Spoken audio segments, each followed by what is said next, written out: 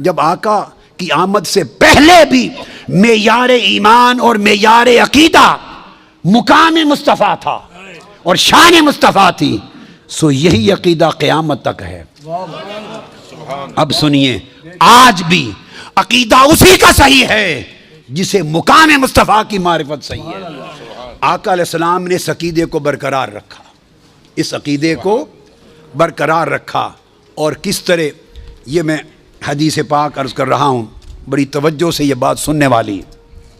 آپ نے سن رکھا ہے، یعنی آقا کی آمد سے پہلے بھی عقیدہ مقام مصطفیٰ کا، اور مرنے کے بعد بھی عقیدہ مقام مصطفیٰ کا۔ تو ہم جاتے کہاں ہیں اور کون سا نقطہ تلاش کرتے ہیں ایک ہونے کا؟ اول بھی مقام مصطفیٰ، یہی ایمان تھا، اور مرنے کے بعد قبروں میں بھی ایمان مصطفیٰ، عظمت مصطفیٰ، معرفت مقام مصطفیٰ، یہی ایمان ہوگا۔ اگر اس پر کوئی کمی کجی اور افس اور بٹس ہیں تو پہلے لوگ بھی دھکے مار کے نکال دیے گئے دائرہ ایمان سے، آج کے زمانے بھی لوگوں کو نکال دیا جائے گا۔ نہ دنیا میں کام آئے گا وہ عقیدہ، نہ قبر اور آخرت میں کام آئے گا۔ اب آئیے، آپ نے قرآن بھی سن لیا، بائبل بھی سن لی، اب حدیث نبوی پر آ جائیے۔ آپ سب نے سن رکھا ہے نا کہ قبر میں 3 سوال ہوں گے، بولیے، سن رکھا ہے نا؟ آج آپ کو ایک نئی بات بتاتے ہیں، علماء کرام کو معلوم ہے، آپ کو بتا رہے ہیں۔ قبر میں 3 سوال ہوں گے۔ یہ حدیث بڑی توجہ سے سنیں، یہ اہل علم کے لیے اور اہل جو طالبان علم حدیث ہیں ان کے لیے۔ حضرت براء بن عازب، میں 3-4 حدیثیں بیان کروں گا۔ حضرت براء بن عازب راوی ہیں، اور یاد رکھ لیں کہ قبر میں 3 سوال ہوں گے۔ کیا؟ مر ربوں کا، تمہارا رب کون ہے؟ دوسرا سوال ما دینوں کا، تمہارا دین کیا ہے؟ تیسرا سوال ما کنت تقول فی ھذا رجل محمد، حضور علیہ السلام کا چہرہ پاک دیکھیں گے کہ ان کے بارے میں عقیدہ کیا تھا۔ 3 بتائے جاتے ہیں نا۔ میں آپ کو وثوق کے ساتھ کہہ رہا ہوں، تیقن کے ساتھ کہہ رہا ہوں، اور ذمہ داری کے ساتھ کہہ رہا ہوں، یہ 3 سوال نہ بخاری میں ہیں نہ مسلم میں ہیں۔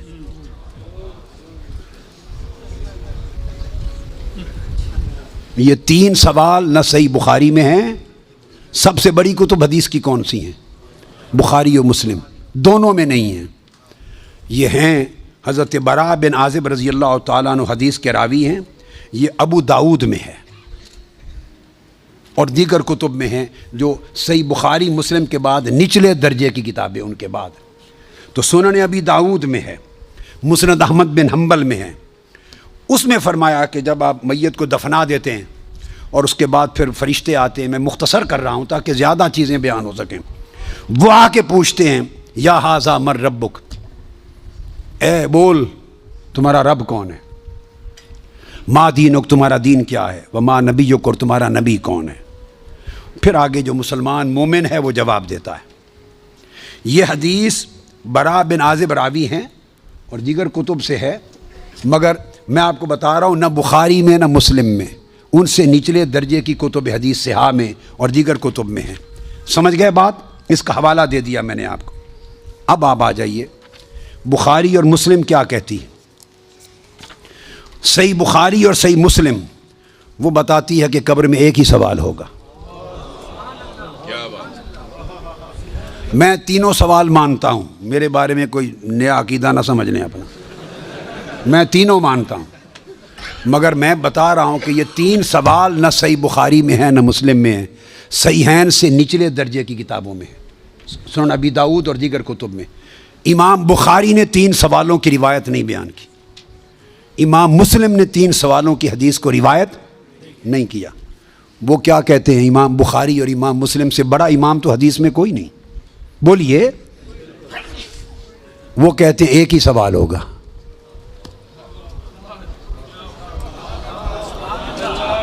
اب ٹکراؤ آ گیا بخاری اور مسلم کی صحیحین کی روایت میں اور نچلے درجے کی کتب صحاح کی روایت میں ٹکراؤ آ گیا، مگر ٹکراؤ نہیں، پھر تطبیق کریں گے، جوڑیں گے معنی کو۔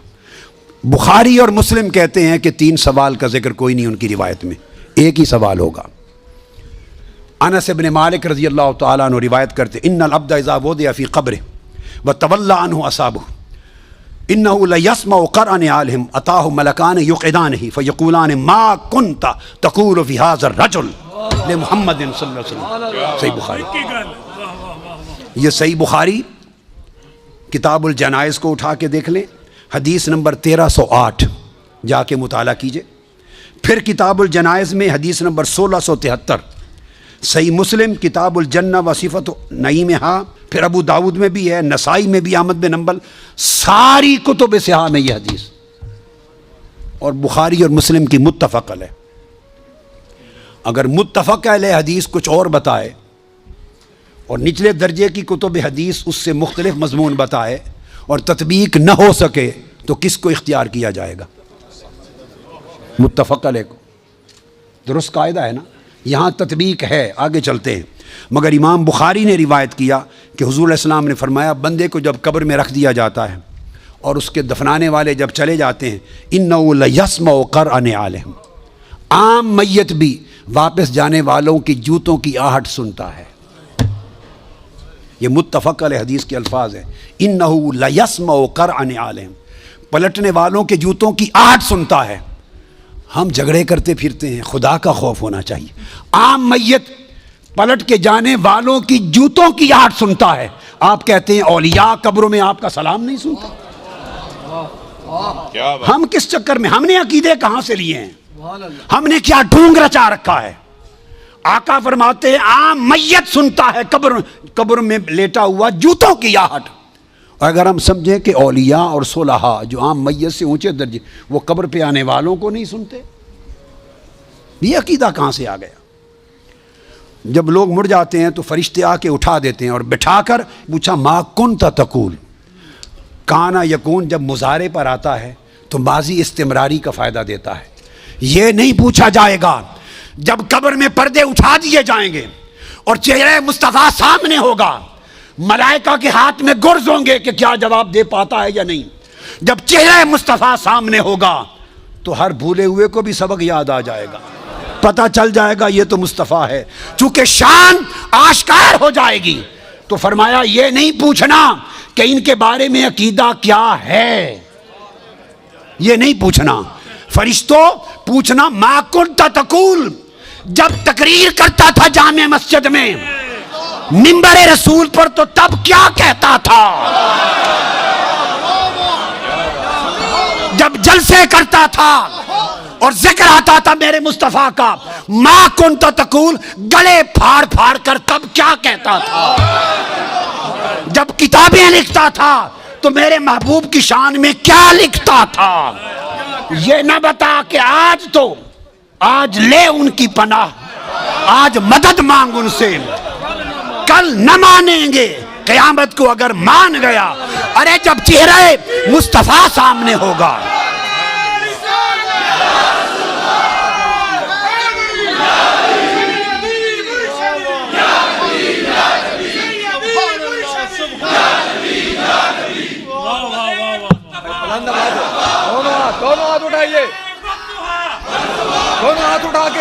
دونوں ہاتھ اٹھا کے سیدی و مرشدی، ارے سیدی و مرشدی. تو فرمایا یہاں تو جب کوئی اور شے نظر نہیں آئے گی سوائے دو فرشتوں کے جو پوچھ رہے ہیں اور چہرہ مصطفیٰ سامنے ہوگا تو پھر تو سب عقیدے کی سمجھ آنی ہے. پھر کیسے انکار کرو گے؟ پھر تو سب سیدھے ہو جائیں گے. فرمایا آج کا سیدھا ہونا قبول نہیں ہے، آج پہچان لو قبول نہیں ہے. بتا وہ زندگی بھر کیا کہتا، کیا کہا کرتا تھا؟ ما کنت تقول. تقریریں کرتے ہوئے حضور کی شان گول کر کے آگے گزر جاتا تھا یا رک کے کھول کھول کے بیان کرتا تھا؟ جب شان مصطفیٰ، عظمت مصطفیٰ، رفعت مصطفیٰ، مقام مصطفیٰ، جب حضور کی شانوں کا، آپ کے رخسار کا، میرے محبوب کے گھسلوں کا، میرے محبوب کے چال چلن کا، میرے مٹھن کا، میرے محبوب کے حسن کا، جمال کا، کمال کا، عظمت کا جب تذکرہ آتا تھا تو تیرا چہرہ کھل اٹھتا تھا یا مروڑ آ جاتے تھے؟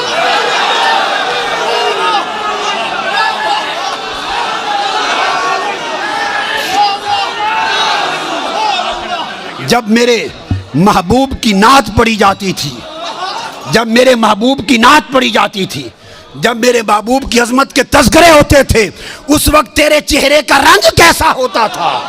کھلتا تھا یا پیلا ہو جاتا تھا؟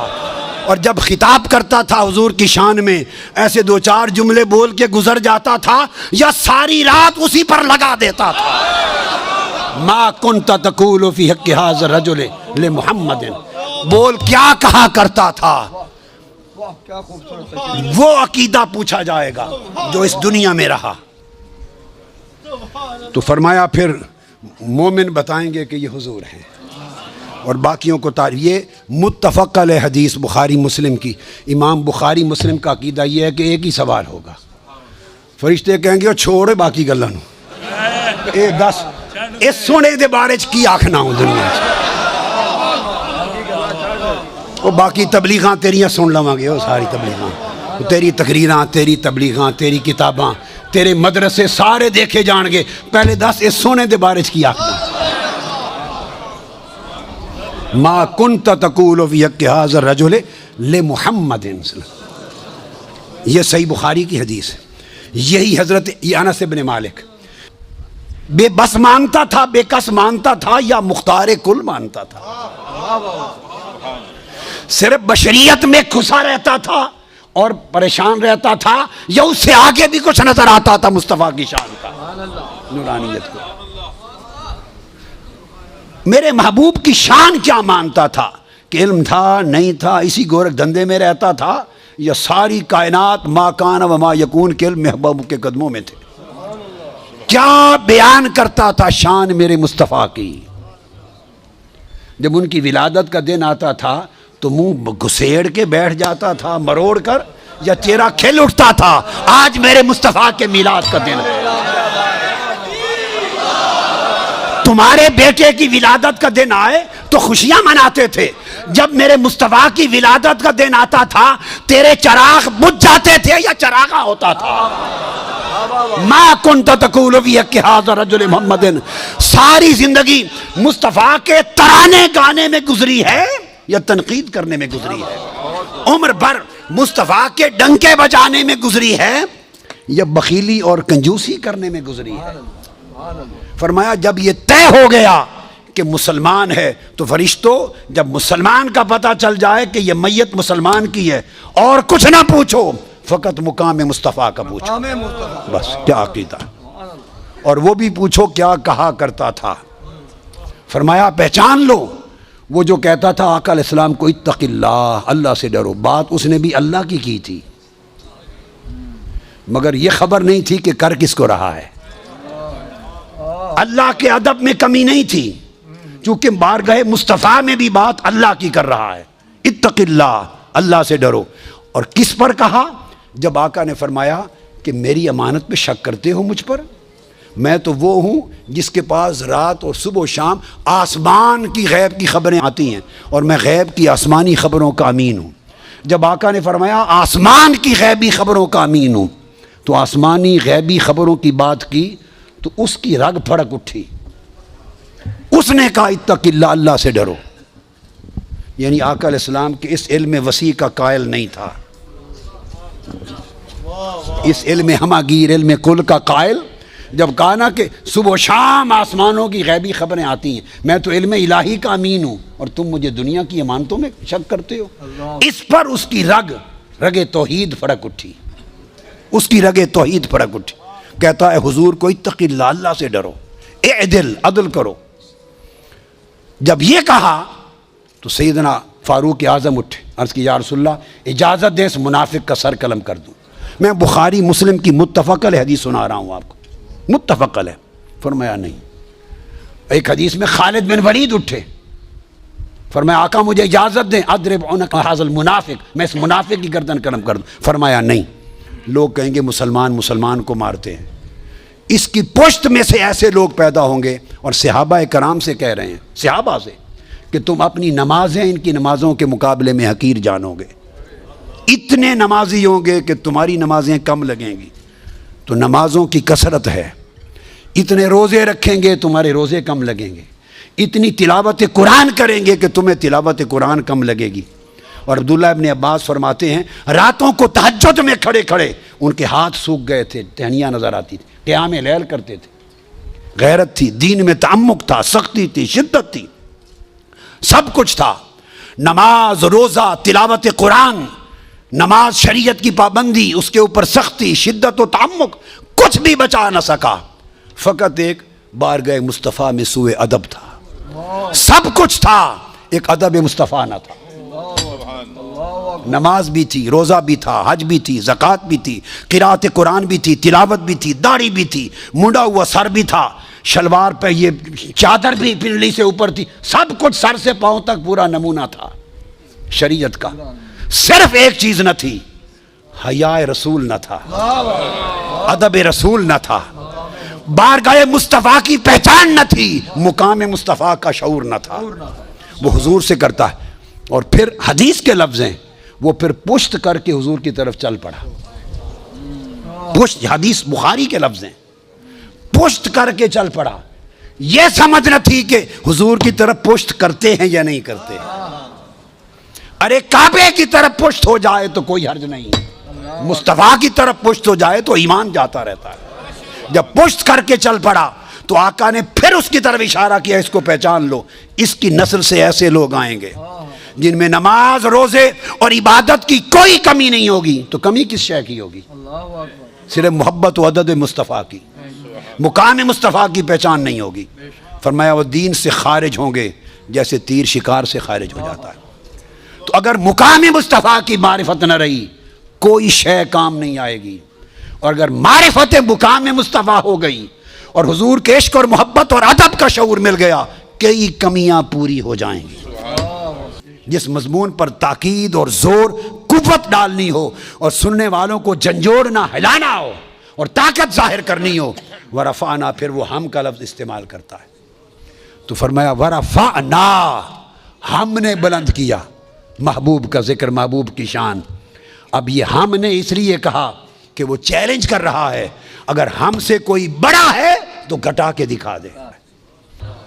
ہم ہیں بلند کرنے والے، اور ہم نے علی الاطلاق بلند کر دی مصطفیٰ کی شان کہ کسی شے سے مقابلہ نہ رہا، اور جب علی الاطلاق بلند کر دیا ورفعنا لک ذکرک، اور مقابلے میں کوئی شے نہ رکھی، تو گویا کل عالم خلق سے بھی بلند ہو گئی حضور کی شان، عالم امر سے بھی بلند ہو گئی حضور کی شان، عالم مکہ سے بھی بلند ہو گئی حضور کی شان، سدرۃ المنتہا سے بلند ہو گئی حضور کی شان، عرش معلیٰ سے بلند ہو گئی حضور کی شان، اور عالم لامکہ سے بلند ہو گئی حضور کی شان، کعبہ قوسین سے بلند ہو گئی حضور کی شان، ثم دنا سے بلند ہو گئی، فتدلی سے بلند ہو گئی، کعبہ قوسین سے بلند ہو گئی، اور فرمایا او ادنا، اتنی بلند کی کہ اس کی کوئی حد ہی نہ رہی۔